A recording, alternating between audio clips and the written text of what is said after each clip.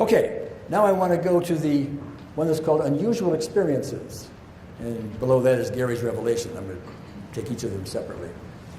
I'm going to describe something to you that comes to you, for most of you, outside your normal sensory perception. And let me give you an example. How many of you have had the experience where you're thinking of someone and the phone rings and there they are? How many have done that? Just hold your hands up, would you? Just look around you. Look at how many have done that, okay? Now, I don't know if you sat down when that happened and thought, man, that's really something. Something happened outside of my senses, something way out there, my goodness. Or you just took it in stride and said, oh, well, yeah, coincidence, something like that. But think about that. Is that really coincidence? Of all the zillions of things that you could have been thinking about at that point in time, all of your to-do list and all the memories you've ever had and all the stuff that ranges in the tens of thousands or hundreds of thousands or millions or however there are, all of those, you happen to be thinking about that person at that moment, okay? And that person independently, with all the things they could be doing, happened to call you. Now, coincidence? Well, perhaps. But you start putting the statistics to that, and that's a long way from it. And then look around at how many have had the experience. How many have had the experience more than once? Look around you, okay? More than twice. Look around you, okay? This is statistically absurd to think that's only coincidence, okay? So what I point out to you is something happened outside of your normal senses that you may to date have not really paid as much attention to as you might have, because it seems sort of routine. It's happened before, but it's also kind of amazing at the same time. Other things happen, something like somebody comes along with you're dwelling on a problem, and somebody somewhere comes along with just the right answer, right at the right time. You ever have that happen? There's some hands out there. These things happen, and we just give them passing weight. But I'm proposing them to you as evidence that there's something outside of our senses. There's something very important outside of our senses. Now, I want to speak with what I call Gary's revelation. And I want to tell you a story. I was actually in, for a brief period of time, the presence of God. And this happened in 1988. And I want to develop this story for you. By the way, before I even develop the story, how many of you here have had the experience of being in the presence of God? Oh, look around. Would you raise your hands a little higher so I can see them? That's about 15% of the people here. If I was just to take a cross-section of the country someplace and just have random people in here, I'd expect, one or two hands or something like that. But what do we have, 30, 40 hands, something like that? So this is a more highly evolved group, if you will. We're in the healing professions here, and so these things become a little more commonplace to us. But I want to discuss my revelation. The year was 1988. I was lying down in bed. I'd just woken up.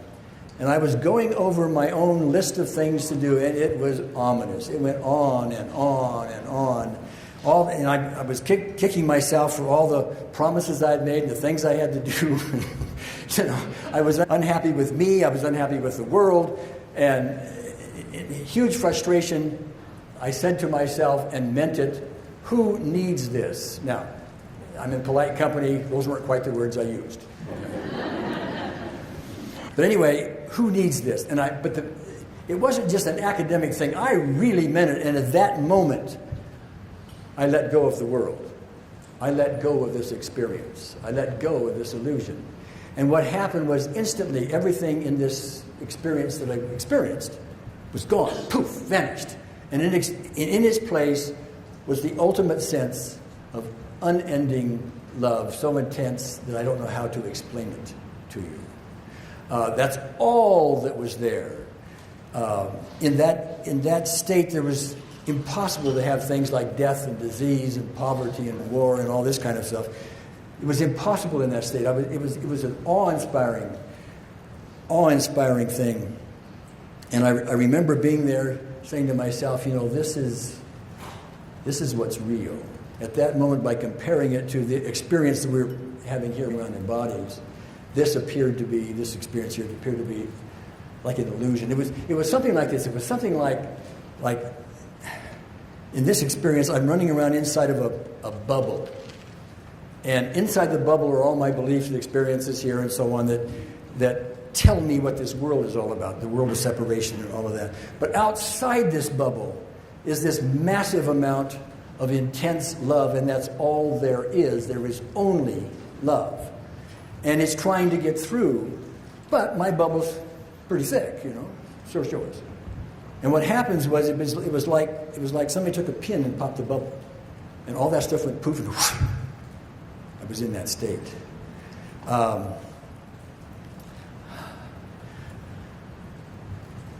No, I've tried many times to explain this to people. I'm going to try again here with maybe a humorous note or two. I remember Carol Burnett one time, the comedian Carol Burnett.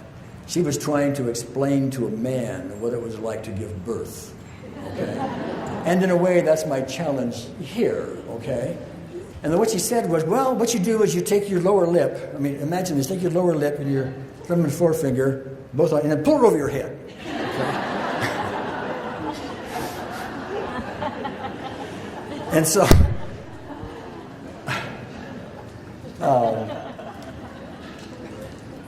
even that, I'm not sure the man gets it. However, there's some hope there about the man having some idea, because the man has some reference points. He knows what pain is, for example. Maybe not just that pain, but he knows what pain is, so he can put together some idea of what that might be like. He could even imagine himself giving birth through his own genitalia. I didn't say that, did I? However, to describe this other state has another challenge to it. Because how do you explain to somebody what it's like to have only love, and only love in the experience? Only love. How do you try to, while you're sitting there, try to do that. Try to get to a state where there's only love. No other chatter, nothing else, only love. Try to get yourself in a state where there is no time. See, that's nearly impossible. We are so conditioned to time. Time is, you got here on time tonight, did you not? And we're going to end on time, and so on. Time is part of your experience here, and you are so conditioned to it, to imagine yourself without it. That's a real challenge. But how about imagining yourself without space? There's space between you, there's space between me, there's space between your fingers, there's space every place. You are conditioned and unconditioned to experience space. But try to imagine a state where that doesn't exist, where there's only love. Okay? So anyway, that was my revelation, and that changed my world from that point. If you had known me prior to that point, you would have seen a hard-driving businessman get ahead, do this, do that, and all that other kind of stuff.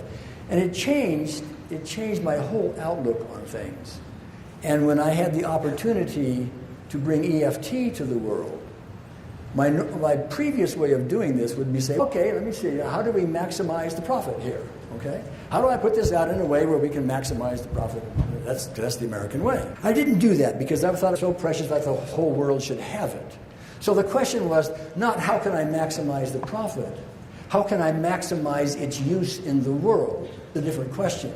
And that comes about from having this other experience. You know, it will shift everything that you do once you have it.